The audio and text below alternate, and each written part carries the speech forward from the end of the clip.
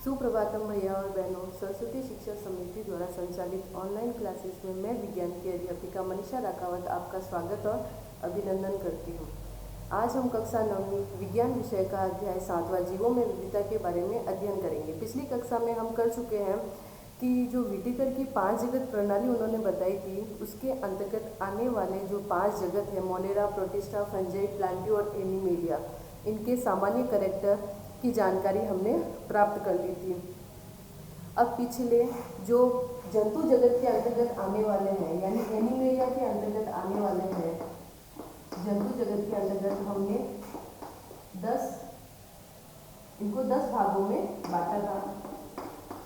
10 भागों में से पिछले वाला सबसे लास्ट वाला था वर्टिब्रेटा, इसे कशेरुकी भी बोलते हैं। उसके बारे में आज अपन अध्ययन करेंगे। तो कशेरुकी के अंतर्गत आने वाले जो सामान्य कैरेक्टर है या लक्षण है वह क्या होते हैं? तो सबसे पहला इनका जो शरीर होता है वह द्विपार्श्व सममित होता है। द्विपार्श्व सममित होता है यानी इनके शरीर को अपन चाहे तो 2 बराबर भागों में बांटा जा सकता है। दायां भाग अलग और बायां भाग अलग होगा। उसके बाद में इनका शरीर त्रिकोण की स्तर का होता है यानी 3 कोरक या 3 परतों से मिलकर बना होता है। इनमें क्लोम पाए जाते हैं और इम्पोर्टेंट है कि इसमें नोटोकॉर्ड,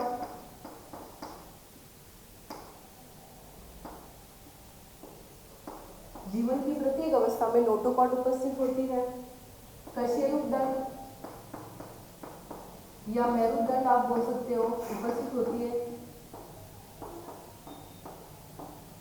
मेरुदंड इनमें उपस्थित होते हैं।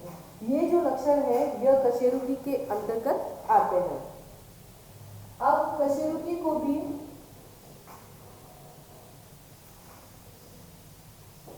सामान्यतया 6 भागों में बांटा है।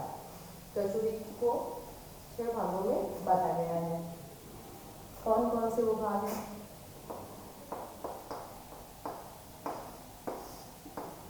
पहला है साइक्लोस्टोमेटा,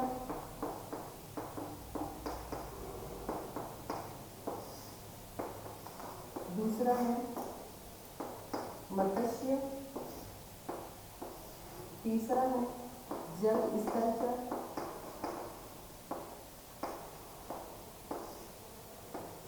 चौथा है सरीसृप, पांचवा है पक्षी वर्ग, छठा है स्तनपायी।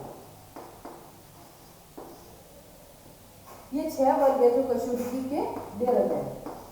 तो सबसे पहले अपन लेते हैं साइक्लोस्टोमेटा। जो साइक्लोस्टोमेटा के जो जीव होते हैं इनका शरीर गोलाकार होता है और इनकी जो त्वचा होती है बहुत ही चिकनी त्वचा होती है। इनके शरीर पर सल्क अनुपस्थित होते हैं, शरीर पर सल्क नहीं पाए जाते हैं। जबड़े रहित कोशिकाएं होती है इनमें, जबड़े रहित कशेरुकी होते हैं, में जबड़े अनुपस्थित होते हैं। जैसे उदाहरणों के लिए दे रखा है पेट्रामाइजोन है, पेट्रामाइजोन यह साइक्लोस्टोमेटा के अंतर्गत आने वाला एक उदाहरण है। दूसरा हम लेंगे मत्स्य यानी इसके अंतर्गत जो सभी मछलियां हैं वह इसके अंतर्गत आएगी। मछलियां सभी जानते हैं लवणीय और अलवणीय दोनों ही जल में उपस्थित होती है, यानी समुद्र जल में भी पाई जाती है और जो अलवणीय जल होता है मीठा जल उसमें भी यह उपस्थित होती है। जो मछलियां होती हैं उनका शरीर धारा रेखीय होता है, उनकी जो संरचना होती है वह इस तरह से बनी होती है धारा रेखीय। ये ऐसे आप देख सकते हो।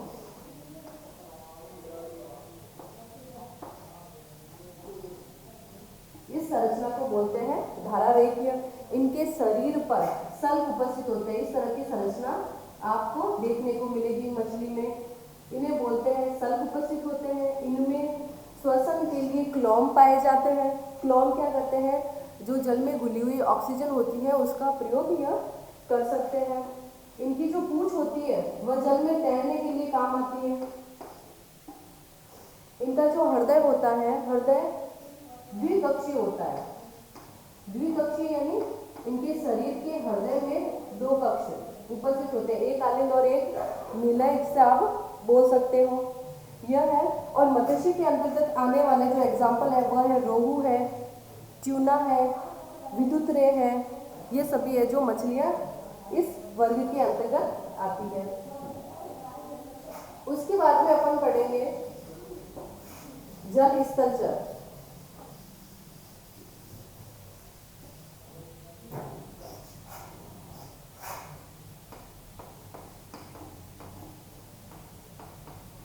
जल स्थल चर से तात्पर्य है कि वे जीव जो जल में भी रह सकते हैं और स्थल में भी रह सकते हैं। इनके शरीर पर सामान्यतया शल्क नहीं पाए जाते हैं। इनका जो हृदय होता है, शरीर का जो हृदय होता है वह त्रिकक्षीय होता है, यानी हृदय 3 कोशों से मिलकर बना होता है, 2 आलिंद 1 निलय हो सकते हैं। और इनके अंदर क्लोम उपस्थित होते हैं श्वसन के लिए, क्लोम, और दूसरा फेफड़े, दोनों ही उपस्थित होते हैं। जब यह पानी के अंदर होंगे तो इनमें क्लोम पाए जाते हैं, जो इनकी सबसे पहली स्टेज होती है लार्वा। लार्वा में जाकर यह क्लोम उपस्थित होते हैं। जब ये वयस्क हो जाते हैं या स्थल पर रह सकते हैं तो यह श्वसन है फेफड़ों के द्वारा करते हैं। इनके जो अंडे देने वाले होते हैं ये, और अंडे पानी के अंदर देते हैं। इसके अंतर्गत आने वाला जो एग्जाम्पल है वह राना ट्रिगिना है, सैलामेंडर है, हाइला है, यह सभी है जो जल स्थल चर के अंतर्गत आते हैं, जो जल में भी रह सकते हैं और स्थल में भी रह सकते हैं।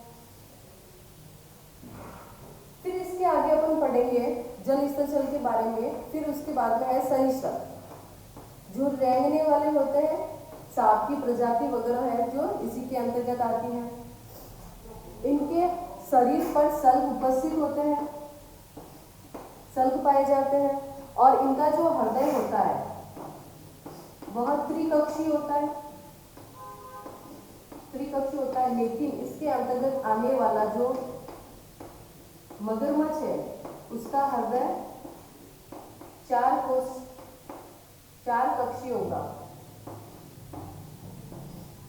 जिसके अंतर्गत 2 आलिंद और 2 निलय उपस्थित होते हैं।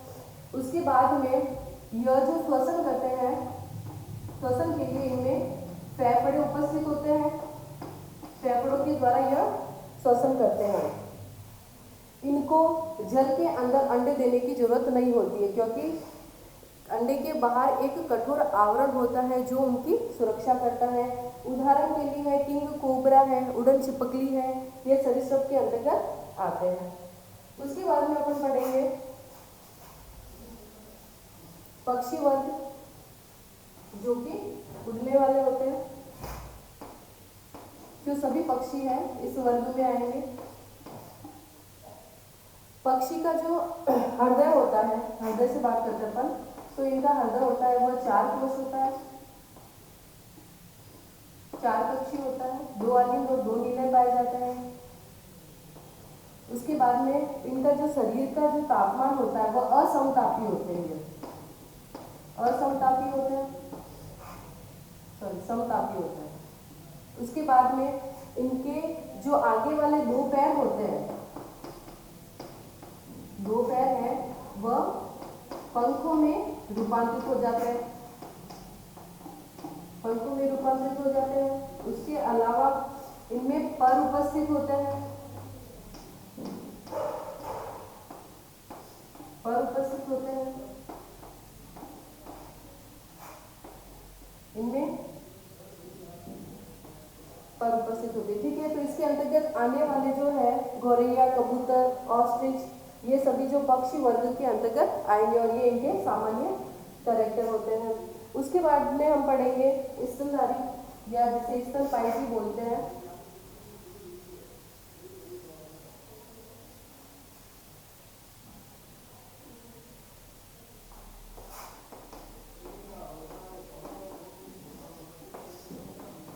इसके अंतर्गत आने वाले जो जीव है वह बच्चों को जन्म देते हैं। इनका हृदय है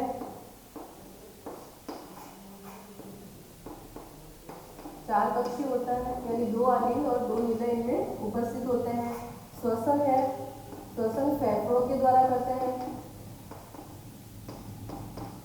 बच्चे देने वाले जंतु होते हैं और इनके शरीर पर बाल व तेल ग्रंथियां पाई जाती है। बाल व तेल ग्रंथियां इनमें पाई जाती है। उसके बाद में जैसे कंगारू है, जब ये बच्चे को जन्म देते हैं तो कंगारू के जो बच्चे होते हैं वह एक प्लेटिपस नाम की एक थैली होती है जो उसके अंदर यह उनके बच्चे लटके रहते हैं और ये तब तक लटके रहते हैं जब तक कि उस बच्चे का पूर्ण विकास नहीं हो जाता।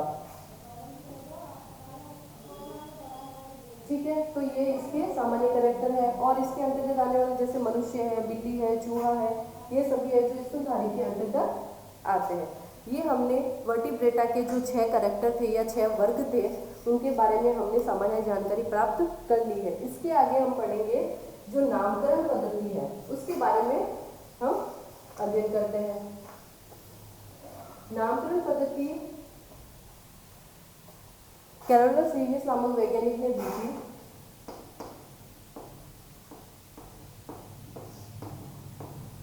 जो ये नामकरण पद्धति है जिसे द्विनामकरण पद्धति भी बोला जाता है, वह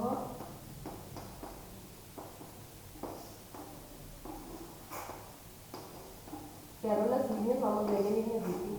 और दी क्यों थी ये मैं बताती हूँ आपको कि जब अपन अलग अलग राज्य में या अलग अलग स्टेट में जाते हैं तो सबकी जो भाषाएं होती, जो लोकल लैंग्वेज होती है वह अलग अलग होती है।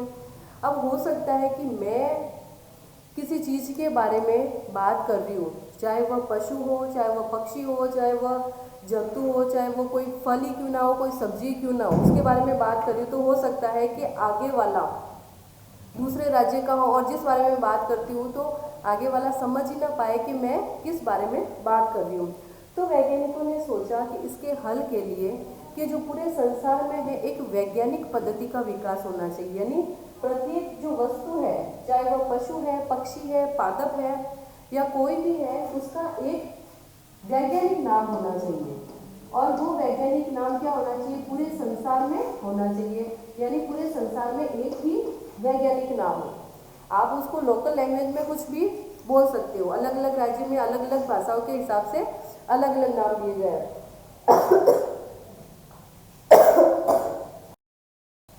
हाँ, तो सभी वस्तुओं का एक ही नाम होना चाहिए जो नामकरण वैज्ञानिक नाम के हिसाब से उसे दिया गया है। तो कैरोलस लीनियस ने बताया कि अगर किसी वस्तु का एक वैज्ञानिक नाम होता है तो पूरे संसार में वह एक ही वैज्ञानिक नाम होता है। जैसे आप केमिस्ट्री में पढ़ते हो ना, जो प्रतीक दिए गए हैं रासायनिक तत्वों के, जैसे सोडियम है तो सोडियम को Na से लिखा गया है, तो आप संसार के किसी भी कोने में चले जाओगे तो सोडियम का प्रतीक Na ही रहेगा, अलग नहीं होगा। कैल्शियम को Ca से लिखा जाता है, कार्बन को C से, तो ये अलग अलग उनके प्रतीक दे रखे हैं। उसी हिसाब से कैरोलस लीनियस ने भी इसका सुविधाजनक ये कर लिया कि वैज्ञानिक नाम बता दो आप उसका, आपको पता चल जाएगा कि ये है जो इसका वैज्ञानिक नाम ये है।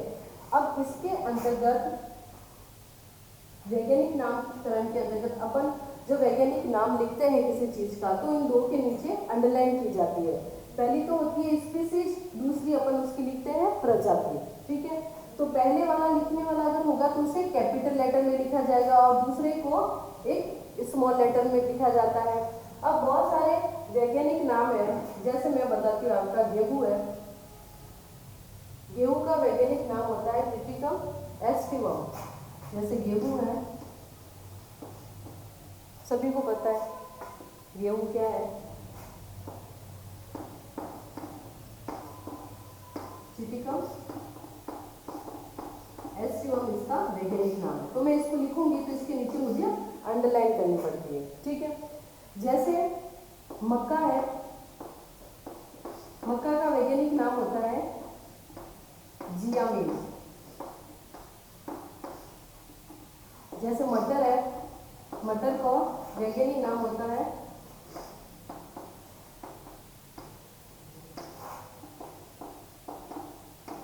पाइथम सैटिवम। जैसे मान मानव का है तो होमो सैपियंस, ये इनके वैज्ञानिक नाम है। जैसे गाजर का है डॉकस कैरोटा,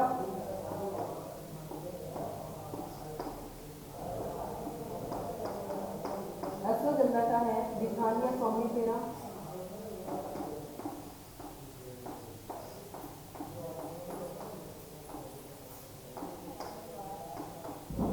ग्वारवाटा का है एलोवेरा,